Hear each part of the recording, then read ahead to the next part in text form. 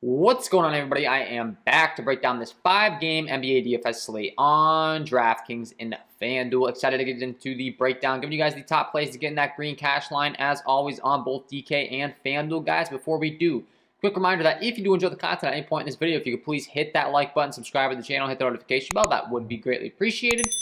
We haven't been getting that many likes on these videos, so if we get that up to 50 plus, that would be greatly appreciated, guys. And if you are going to be very serious about NBA DFS, I would highly recommend checking out my NBA DFS premium packages. I do offer a DraftKings FanDuel package, but I also do cover Prize Picks, and I do have a combo package where you can get access to all three at a discount, guys. So check that out if you're interested. If you're playing every night, getting serious, would highly recommend it. It's a cheap cost compared to the rest of the industry, and you get everything else that they're offering. These other sites are charging you, $60, $100 a month, or whatever it may be. And I do have all those tools to work with as well, guys. So check it out. And if you haven't checked out the sponsor of the program, Prize Picks, go ahead and do so. Use that promo code KJK DFS to receive an instant match deposit up to $100. Been covering those picks daily on the channel. And lastly, don't forget to stay tuned at the end of the video for my lock of the night, guys. So we're going to have a lock of the night. It's back. It's been a while. These slates have been wild. They've been large. I've been doing live streams to kind of cover the latest and greatest news, but we're back. So let's talk about it. Let's go game by game here. 5-gamer. First game on the slate, we have Miami taking on Charlotte. This game right now comes in with a total of a 227 over-under. It's a 4.5-point spread in favor of the Miami Heat, so expected to stay close. And Jimmy Butler's listed as questionable. That's obviously the biggest piece of news here if he is indeed out. Max Strus, Duncan Robinson could see increased usage. Being that it's the last game before the All-Star break, it wouldn't surprise me if they just err on the side of caution with a lot of these injuries. So if you see guys listed as questionable, there's a solid chance they may be out tonight. So that's going to make Bam Adebayo a phenomenal play if he is. I love Jimmy Butler regardless. It's going to be a fast, up-tempo game. And the Charlotte Hornets are one of the best possible matchups you could ask for. So love Bam Adebayo, love Kyle Lowry. If there is indeed no Jimmy Butler, then obviously, like I just said, Max Strus becomes much more viable. We're going to be looking to Duncan Robinson a lot more. Gabe Vincent possibly as well off the bench. Loading up on some Miami guys for sure if there's no Jimmy Butler. Specifically Kyle Lowry and Bam Adebayo, though. They've really jumped to the top of the list. And then running back on the Charlotte side, we know LaMelo Ball, Terry Rozier, if you've been watching my Prize Picks videos, these guys really taking a lot of minutes into account now with the Charlotte Hornets being really low in their guard depth. Playing lots of minutes, the production has been there. The defense is a tough matchup with the Miami side. Hopefully, if Jimmy Butler's out, it's going to definitely improve that matchup, specifically for Miles Bridges as well. But we know the minutes are really locked in here for Miles Bridges, Terry Rozier, LaMelo Ball. And those are the three guys I'd really look to be targeting a lot in tournaments. And then Montrezl Harrell, Mason Plumlee are more of the versatile plays that might be getting some more minutes than expected at times. And we've seen Mason Plumlee and Montrezl Harrell actually correlate not too bad together. Playing some backup minutes as Montrezl Harrell. They're both high fantasy point producers. They're not sharing the court together. Don't hate playing either of those guys. So Kelly Oubre is a very, very versatile player as well. He's been on a shooting slump lately. The minutes have been way down. So a little scary going there. But you never know when he could break out. And if you go him low ownership in tournaments, could pay off. So very risky, but worth it if you have a high risk tolerance. Washington taking on Brooklyn is the next game on the slate. This game comes with a 218 over/under, 4-point spread in favor of the Brooklyn Nets, so expected to stay close once again. We have some new acquisitions on the Brooklyn side in Andre Drummond, Seth Curry. They've fit into their new home pretty well here. Andre Drummond, I continue to have a lot of interest in at a 6K price tag. We know what this guy's fantasy point production is on the season. Really good stuff. He's only 6K. For me, that's going to make him continue to grade out as a pretty great play in my projection model. So he's been someone I've been putting in my core plays for quite some time here now that he's on the new squad. It's a little bit dicey because of the fluctuating minutes, but at a 6K price tag, he's still grading out as a phenomenal play for me. I've got him projected to play 24 minutes, 1.28 DK points per minute on the season. That's good stuff. So certainly willing to get plenty of exposure there for sure. And then running it back on the other side with Washington, I do think there's a few interesting candidates. I mean, Kyle Kuzma is the most obvious one.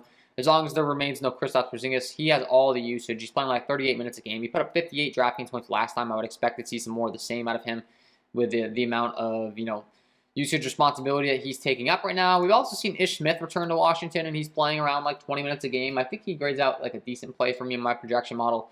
I do have him projected a little bit on the aggressive side at 27 minutes right now, though. I will say I'm not sure that's going to stick. We need the confirmation on Rui Hachimura, and until we get so, my projections will be adjusting, but do you think he's pretty interesting overall? And then as far as anyone else in this game, I mean, Seth Curry, I just talked about it, Cam Thomas, with there being no Kyrie Irving, all these guards are interesting for sure. 5'5" for Seth Curry, Cam Thomas is 5'8", both playing a lot of minutes, both getting a lot of usage, and then you could be looking to going to a Patty Mills as well at 5'1", but I think Patty Mills is taking the biggest hit in usage, though, with Seth Curry coming on board and stuff, so I would definitely lean towards going with the other two guys. And then you do have Bruce Brown at 4-5 as well. Expected to play around 29 minutes in my projection model right now. Looking at his last few times out, 27 and 38 minutes last two times out. So I think he's pretty intriguing for your tournament options as well. You can certainly be kind of cycling through these Brooklyn guys, trying to get some upside. Seth Curry, the guys I just talked about, essentially. Seth Curry, Bruce Brown, and Cam Thomas are the ones that are looking the best to me in my projections right now, guys. So that's where I'd be rocking with there. Dallas taking on the New Orleans Pelicans, the next game on the slate. This game right now, as far as a total, comes in with a 215.5 over-under. It's a 3-point spread in favor of the Dallas Mavericks. We know Luka Doncic is an absolute usage monster now. With there being no Kristaps, he's going to continue to be a high-priority pay-up option. Every night he's going to have 100 fantasy point upside. Like, literally, this guy can just do it all. So, love going to Luka. We'll continue to like him. We've also seen Dwight Powell playing quite a few minutes at a 3.7 price tag. He does grade out as a pretty great play over here from a value aspect. You are taking up a center position, which can be a little bit dicey, especially because his upside hasn't been the greatest as of late. But from a projection standpoint, you got to acknowledge him. And then running it back on the other side with the New Orleans Pelicans, Jonas Valanciunas and Brandon Ingram, I've seen their price tags just absolutely tank here. And I think it's really intriguing to be loading up on them. CJ McCollum's up to 8.5. You have Ingram at 7.5 and Jonas Valanciunas at 7.4. Haven't had the biggest of games as of late. The usage of CJ McCollum has definitely affected them. But the fact of the matter remains, I mean, these guys have gone from being in the 8 to 9K range down to 7.4 and 7.5. So at this point, you're price tag hunting. You know the upside's there. And you definitely know the upside's there at a 7.5 price tag. So these guys look really, really good to me in my projection model. I'm definitely willing to load up on them. And I do like Jalen Brunson a lot as a secondary option on the Dallas side at a 6.4 price tag. He's cheap with there being no Kristaps. He's become the second man in line as far as scoring. His upside is massive. The price tag isn't high yet. 40 DraftKings points last time, 6.4. Definitely willing to continue to go back to the well on Jalen Brunson. And I like him to get some buckets in this spot, so like that. Philadelphia taking on the Milwaukee Bucks. Next game on the slate comes in with a 223 over-under. It's a 6-point spread in favor of the Milwaukee Bucks. Expected to stay close. Talking about usage monsters, Joel Embiid, certainly one of them until James Harden joins this team. He's going to be taking all of the usage up, carrying the load to keep these games close. The game is expected to stay close. And if it does, it's going to be because Joel Embiid's having a massive game. So I think Joel Embiid, certainly a very good pay-up option on this slate tonight. I love going to him. Giannis Antetokounmpo in close games, always an interesting option at 12-1. I don't think his usage is going to be quite as high as Joel Embiid's just because they still do have, Chris Middleton, Drew Holiday, some other guys to take up some usage on their side of things. But I like Giannis a lot as well. Obviously, you're going to have to be prioritizing these guys. If I had to pick one in tournament lineups, probably going to go with Embiid. It's close. I just think Embiid's minutes and usage are a little more solidified than a Giannis. But let's not play ourselves. We know what Giannis is capable of. I mean, one of the best, if not the best fantasy point producers in the league oftentimes. He's putting up 1.74 DK points per minute. Joel Embiid's putting up 1.68. We know the only one topping that is Nikola Jokic so far in the season. So both really, really good fantasy point producers. So pairing them up against each other I think makes a lot of sense in tournaments as well. And then your secondary options, I mean, you got Tyrese Maxey, Tobias Harris on the Philadelphia side. They're the ones getting all the minutes and usage secondary to Joel Embiid. So that's what I'd be looking to do there. And then on the Milwaukee side, you have a Matisse Thybulle as well. He's just not a high usage guy. He's a defensive 3-and-D shooter. I mean, it's just kind of dicey going there. But on the Milwaukee side, your secondary options are Chris Middleton, Drew Holiday, and Bobby Portis. And the less exposure, like if I'm playing Joel Embiid, I probably want to have less exposure to those secondary guys and probably play the secondary guys in Milwaukee and fade Giannis. It's going to be positively correlated. And if I'm playing Giannis, I want to be fading Joel Embiid and playing the secondary options, hoping that they're carrying the load and not Joel Embiid. So that's how I go about these things. You got to think about correlation and what's going to maximize the upside of your lineup and what's going to get you past the other people playing certain guys in the field. So Houston taking on the LA Clippers is the last game on the slate. Comes in with a 229 over-under 10-point spread in favor of the LA Clippers. High up total pace. The Houston Rockets are dead last in the league. In defense, Christian Wood and Kevin Porter Jr. are both out, which is going to make some of these guys in the Houston squad look phenomenal in my projection model. KJ Martin specifically at 3-4 looking like an absolute smash play. For me right now, I will be dialing on these projections a little bit more. But also, I mean, this was on Wednesday's game. So DraftKings still has these guys listed out. There's a possibility they return. So maybe I'm getting ahead of myself saying they're out. But they're unavailable for Wednesdays. Keep an eye on if they return. And if they don't, I'm going to like a lot of these Houston guys. KJ Martin, Eric Gordon, obviously. Jay Sean Tate's going to be phenomenal at 5-1. Garrison Matthews at 4-2. Jalen Green at 4.7. They have the Dennis Schroeder acquisition now off the bench at 4.4. He played 39 minutes last time out. So, I mean, all these guys are just going to jump to the top of the list in my projections, if indeed, these guys are out. We saw Dennis Schroeder start last time out. So keep your eyes on that, guys.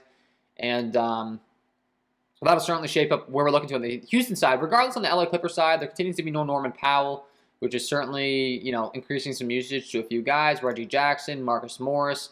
Reggie Jackson playing a lot of minutes, getting a lot of usage. He's certainly going to be very intriguing in this spot. Once again, you can't ask for a much better spot than taking on the Houston Rockets, dead last in the league defensively. Luke Kennard at 3.2 is really cheap, so I think Luke Kennard's a very intriguing play here. I'm not sure why he's so cheap, to be honest. I mean, he's been playing around like 25 minutes a game. 0.78 DK points per minute. I think he's looking very intriguing in my projection model. Amir Coffey's 3.5 if you want to go there. Nicholas Batum at 4.2 is the next guy in line for me. That's really looking good outside of Reggie Jackson, just based upon price tag. I mean, he's been playing right around 25 to 30 minutes a game. Puts up a lot of fantasy point per minute production. So, yeah, loading up on these LA Clippers side certainly makes sense. It's just a matter of who are we going to be running it back with on the other side, and that's the injury news that we're waiting on the Houston side. And then obviously Sengun at 4.5 becomes a really great play if there is indeed no Christian Wood. So that's a big piece of news. 49.5 DraftKings points last time out. The guy crushes anytime he starts, so would become one of the top plays on the slate. So yeah, guys, that's still my breakdown on DraftKings. Taking a quick look over to FanDuel before I give you guys my lock of the night. Of course, we got to talk about some pricing discrepancies. I gave you an overall idea of the feel on the slate on DraftKings, but some pricing discrepancies over here on FanDuel. 5.6 for Kyle Lowry. Once again, just continues to be really cheap. I'm talking about him every video on FanDuel, but the price tag has not come up, especially if there's no Jimmy Butler. Absolute smash play. He hasn't had that big game in quite some time, but don't be fooled. He's playing 35-plus minutes a game, and he puts up 0.94 FanDuel points per minute. It's just a matter of time before he explodes. So, going to like him a lot. Bobby Portis 6.3, another guy that continues to be really cheap over here on FanDuel. The pricing is not adjusting fast enough, in my opinion. 6.3 for him in a game that's expected to be pretty high up pace. He puts up 1.09 FanDuel points per minute. That's really great production. Brandon Ingram, once again, we talked about him being cheap over there on DraftKings. Very cheap on FanDuel as well at 7.6. The price tag is plummeting with CJ McCollum joining the team. I know he hasn't had a big game in quite some time, but this is the perfect spot where maybe people jump off and his price tags come down and people are frustrated with him and he goes out there and puts up 50. And at that price tag, you're going to be very, very happy with that. So like that. Jalen Brunson has a secondary option to Luka Doncic at 6.5. I've been talking about him. Talked about him in my prize picks video. Talked about him in this one. I like that a lot. The usage is way up with there being no Kristaps. The price tag's not up enough, so I like going with that. Giannis at 11.5 really looks good here. Terry Rozier and LaMelo Ball. Like them both a lot. We already talked about them. As far as the guard depth on Charlotte and their projection, 7.5 for Terry Rozier is really cheap for a guy that's playing in the upper 30s per game. 1 FanDuel point per minute. He's playing like 40 minutes a game practically. LaMelo Ball, same thing can be said for him at 8.8. So I do like both those guys a lot. Kyle Kuzma at 7.7. We talked about Washington really dominating the usage. Miles Bridges at 7.9 on the Charlotte side. Once again, very good. Luka Doncic, Reggie Jackson at 6.7. So Joel Embiid. I mean, a lot of the guys we talked about, it applies over here too. But I just listed them all off, so hopefully you're paying close attention, listening. Mason Plumlee at the center position is pretty intriguing. So yeah, man. And then Bam Adebayo, if there's no Jimmy Butler especially, he's going to smash. So I'll love Bam if that's the case. So, all right, guys, that is my overall breakdown for me in this one. Quick reminder, guys, PrizePicks is the sponsor of the program. If you haven't signed up over there, use that promo code KJK DFS to receive an instant match deposit up to $100. Check out the premium content package. I do offer DraftKings, FanDuel, and PrizePicks. That's patreon.com/KJK_DFS. That's the link below in the description. And hit that like button, subscribe to the channel, hit the notification bell if you enjoyed this content. And without further ado, guys, got to give you my lock of the night. Let's get into it.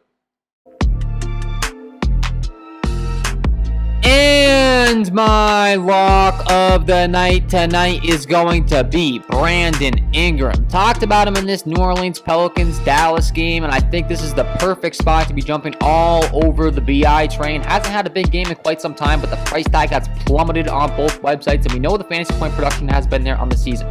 1.15 DK points per minute on the season at only a 7.5 price tag. on FanDuel. He's 7'6", 1.1 FanDuel points per minute, projected to play in the mid-30s. Just a matter of time before he has a huge game. We're talking 50-plus fantasy point upside, and I think this is the time you got to jump all over it. Take advantage of the price tag dip, guys, because Brandon Ingram due for a big game here.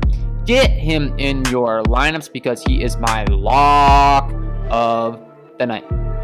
So there we go, guys. Brandon Ingram, get him in your lineups. And that is all from me in this one. If you did enjoy the content, if you could please take a second to hit that like button, subscribe to the channel, hit the notification bell. That would be greatly appreciated, guys. Wishing you all the best of luck. It's going to be an all-star break. Going to be a little bit weird not coming to you live for, almost a week. But, hey, man. Looking to go out with a boom. If you haven't signed up for that premium content, go ahead and do so, guys. And, yeah, I think that's all for me, man. Wishing you guys all the best of luck. I'm going to be live later on, so looking forward to seeing you on the live stream. And we'll see you in the next one.